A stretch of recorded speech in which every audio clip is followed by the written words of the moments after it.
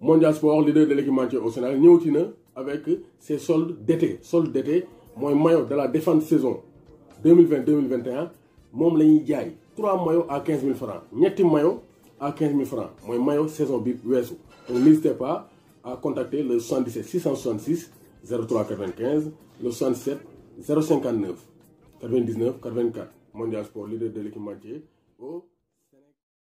Bonsoir à toutes et à tous, bonsoir à tous les suiveurs et à tous les inconditionnels de Grégoire Omnisport. Dom Garendiaï, Warul Tit, Warul Ragal. Ce samedi, Corrélé de l'Eurosport assure que la piste Kalidou Koulibaly a été bien réactivée par le Paris Saint-Germain. Donc, d'après les informations du quotidien italien, c'est l'agent du défenseur qui aurait approché Leonardo pour nous quitter. Donc, selon Corrélé de l'Eurosport, donc Napoli, nous avons fixé un prix de 65 millions d'euros. Mais selon Corrélé, 50 millions d'euros dina doy pour nous bàyyi Kalidou Koulibaly mu quitter Napoli dem Paris Saint-Germain. Donc annoncé nañ ko Chelsea, annoncé nañ ko Manchester United. Donc Koulibaly est encore annoncé du côté du Paris Saint-Germain. Donc ça c'est très clair. Donc d'après les informations italiennes, Koulibaly est toujours pisté par le Paris Saint-Germain et enveloppe 50 millions d'euros. Bu ko Paris teg ak table bi, ils seront donc vraiment d'accord pour un transfert de Koulibaly du côté du club de la capitale. Peut-être c'est pour combler un départ de Kipembe parce que Kipembe Thomas Tuchel taalal na ko loxo ne ko Paris bu la garantirul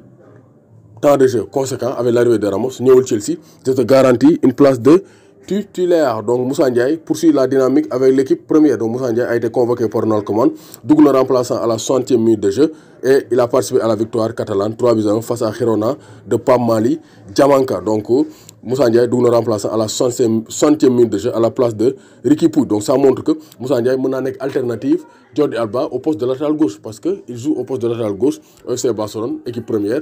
Actuellement, il commence à prendre ses marques. Donc, on a une alternative. D'autant plus que Junior Firpo a quitté. Donc, on a un remplaçant Jordi Alba qui c'est Moussa Ndiaye, révélation du FC Barcelone cette saison. Donc, Krépin Diatta a été décisif. AS Monaco, Modo Wolfsburg, 2-1 avec Krépin Diatta, auteur d'une passe décisive. Donc, Krépin Diatta aussi, Rennes, comme il a fait l'hivernal. Il s'est bien adapté. Maintenant, c'est à lui de se battre pour être titulaire avec l'AS Monaco. Parce qu'on a besoin d'un Krépin Diatta en feu pour l'équipe nationale du Sénégal. Fodé Ballo-Touré aussi a effectué ses débuts. Début victorieux, victoire de l'AC Milan face à Modena, ancien club de Diomansy Kamara. 5 lignes d'or, 5 buts à 0. Donc, mon Dougouna remplaçant. Donc, il a participé à la victoire. Donc, Brahim Dia, Raphaël Leao, Foucayo Temori, Rad Krunic ak Théo Hernandez ñoo dugal les buts milanais 5-0, les débuts réussis pour Fodé Ballo-Touré. Donc ça c'est une très bonne nouvelle pour le football sénégalais. Donc ça c'est très clair. Donc gis nañu aussi fële ci Europe ça chauffe donc Ligue 2 française aussi démarré na. Donc Amiens bu am 6 joué na.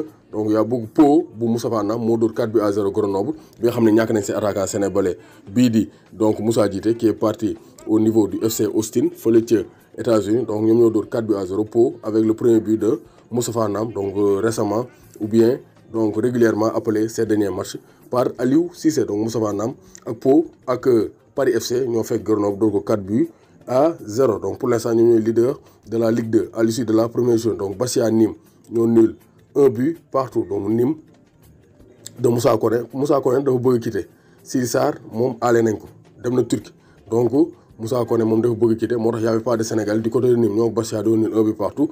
Amiens bu Formose Mendy ak Amadou Ciss dañ leen a fekk dóor leen fekk si leen dóor leen loolu ñaano Auxerre moo leen fekk dóor leen 2-1 am 6 ak Formose Mendy dugg nañ remplaçant. Donc Caen ancien club bu Adama Mbengue moo dóor Rodez 4-0. Donc Caen ak Pau ak Paris FC actuellement ñooy leader. Pau ci boppam moo dóor Nancy 2-1 avec un but de Mamadou Khary Thiam moom ancien international U20 dans la génération 2015 ñoom Moussa Wagué moom moo nekkoon capitaine Nancy qui a joué sans Saliou Ciss. Donc ñoom ñoo dóor donc dañ leen dóor 2-1. Donc ça c'est une mauvaise nouvelle pour l'AS Nancy Lorraine. ñu jógee foofu dem fële ci Suisse Lucerne bu Ibrahima Ndiaye le Messi sénégalais ancien joueur du Jaraaf dañ leen dóor Young Boys de Berne moo leen fekki dóor leen 4-3 avec Ibrahima Ndiaye qui a marqué son premier but de la saison. Donc début raté pour l'équipe mais début réussi pour Ibrahima Ndiaye qui a marqué son premier but. Lausanne Sport avec Mori Diaw dans les buts.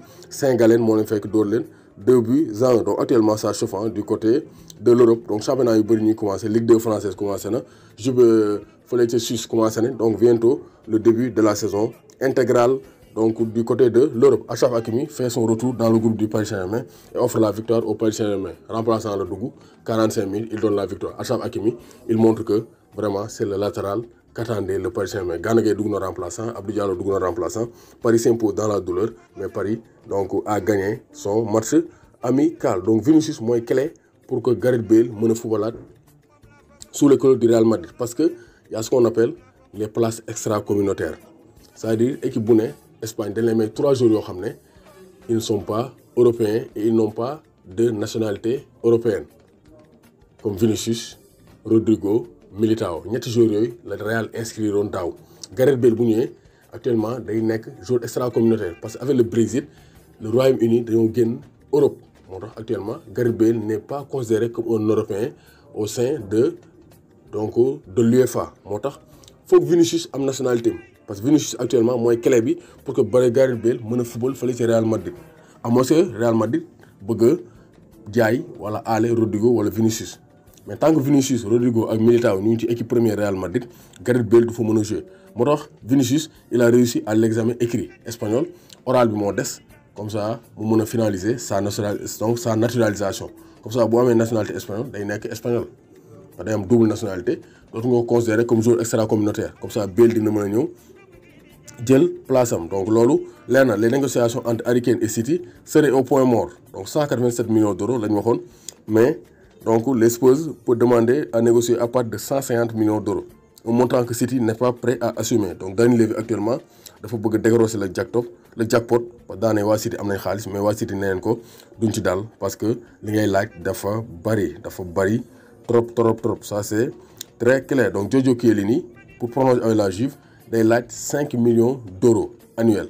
Donc day laaj salaire bu baax a baax pour mën a prolonger. Je pense que c'est un cadre de la Juve, donc il est expérimenté, il a fait une belle coupe d'Europe, donc il peut toujours accompagner la Juventus de Turin. Donc Jack Grealish de plus en plus proche de Manchester City. City bu ñu amul signature Harry Kane, il peut avoir la signature de Jack Grealish, qui est actuellement donc le chouchou du public anglais. Nous avons une somme de 104 millions d'euros pour recruter donc Jack Grealish mu dem fële ca City, parce que Grealish a besoin d'aller dans un grand club. dafa soxla dem ci club bu mag pour mën a gën a incontournable en équipe nationale. Donc Liverpool ak City ak Chelsea offrir nañ 100 millions d'euros pour Chiesa, mais Juve da koo bañ. Donc la Repubblica rapporte que Liverpool a fait une offre de 100 millions d'euros à la Juve pour Federico Chiesa, mais offre refusée par les Bianconeri. Chelsea aussi def na offre 100 millions d'euros, mais dañ leen a jënd leen ci café, parce que on ne va pas vendre Federico Chiesa, qui a été l'un des meilleurs joueurs de la Coupe d'Europe. Donc rencontre entre l'agent de Pjanic et la Juve. Actuellement Pjanic leer na ko ne du des Barça, parce que Barça commande nee na ko foo xam jëmal, donc je ne veux pas de toi, soxlawuma la. Bon actuellement muy xool ndax day dellu fële ca Juve wala ndax day xool benn club bu mu dem. Donc Dumfries, l'une des révélations de la Coupe d'Europe du côté des Pays-Bas, n'a pas trouvé d'accord avec l'Inter Milan. Selon le Corriere dello Sport, l'Inter est toujours intéressé par Denzel Dumfries, mais ba léegi amuñu accord. Négociation yi ba léegi metti na, négociation baana la, mais je pense que accord war naa mën a am, parce que Dumfries Inter na baax ci moom pour mën a gën a progresser dans sa carrière. Donc Diao Baldé Keita aussi, donc dossier bi concrétisation bi c'est imminent.